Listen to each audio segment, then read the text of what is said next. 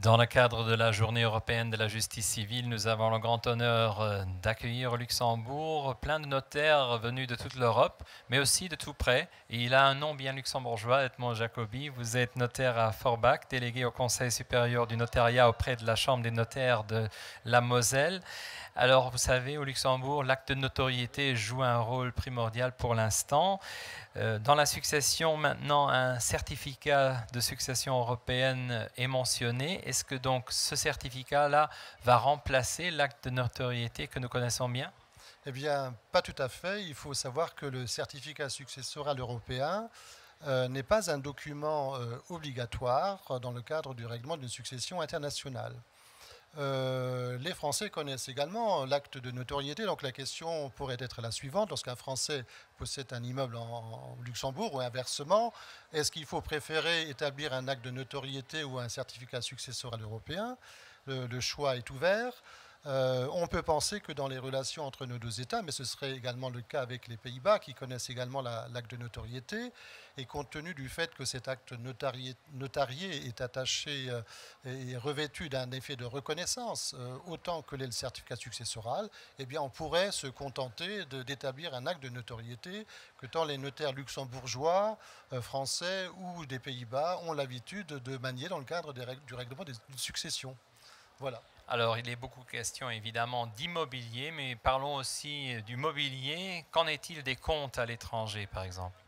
Alors pour les comptes à l'étranger, que ce soit d'ailleurs des comptes ou que ce soit de l'immobilier, il faudra dans tous les cas justifier de ses qualités héréditaires. Et cette justification, vous la fournissez soit avec le certificat successoral européen.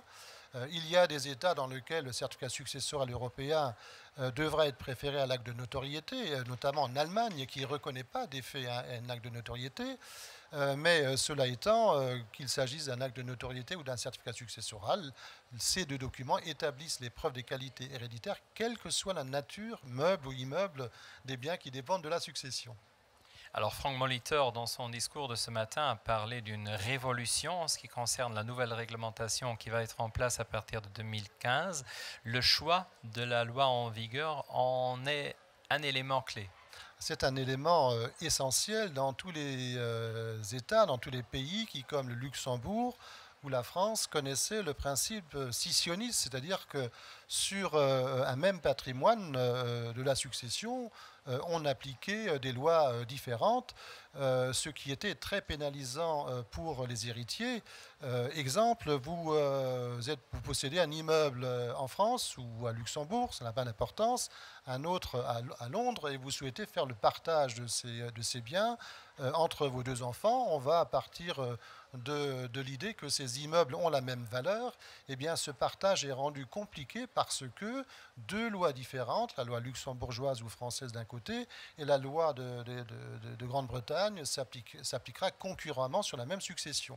Donc une des grandes révolutions de ce règlement, c'est d'abord d'unifier la loi successorale. Il n'y aura plus qu'une seule loi pour l'ensemble de la succession, et ensuite il sera laissé le choix à tout citoyen européen de faire ce qu'on appelle une élection de loi, c'est-à-dire de choisir la loi de sa nationalité lorsque notamment ce citoyen européen aura migré dans un État tiers. Alors, que de problèmes, mais aussi que de solutions. D'ici 2015, beaucoup de choses seront simplifiées. Merci beaucoup, Edmond Jacobi. Et plus d'infos, bien sûr, sur le site knue.eu.